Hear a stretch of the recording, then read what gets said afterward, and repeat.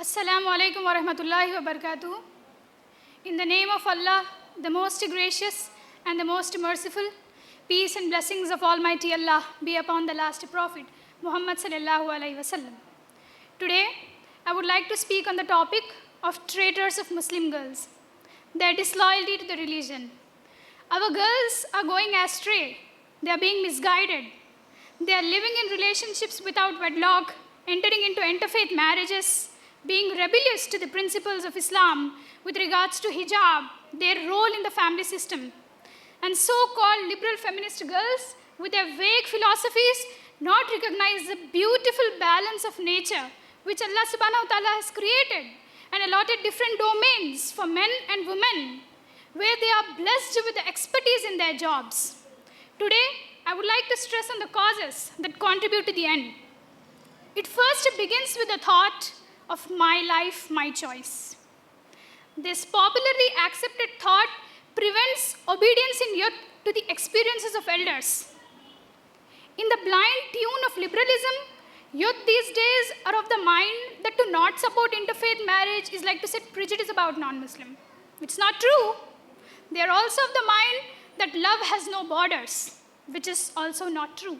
In fact, Almighty Allah, the all-knowing, with His wisdom, has defined the requisites for finding a partner for marriage.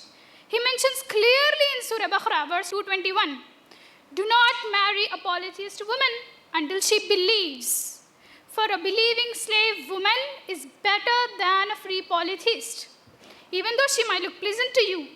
And the ayah continues commanding same for the woman. The other reason for these youths' distraction is growing preference among youngsters towards love marriages, concept of first sight love, and then indulge in affairs, kind of fitna.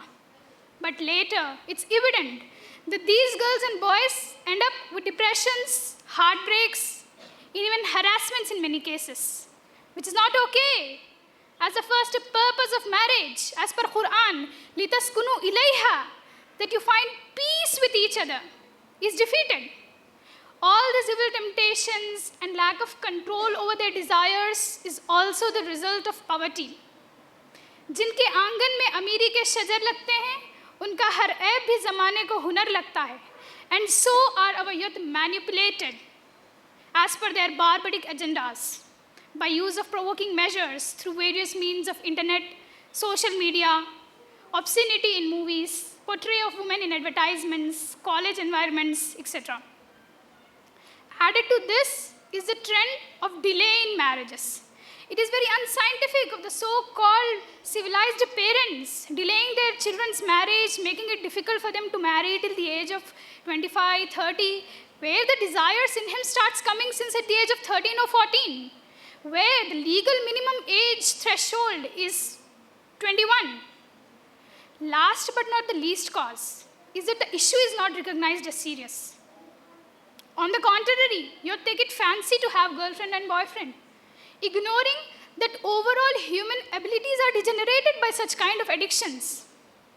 Solution to every problem is hidden in the cause of the problem.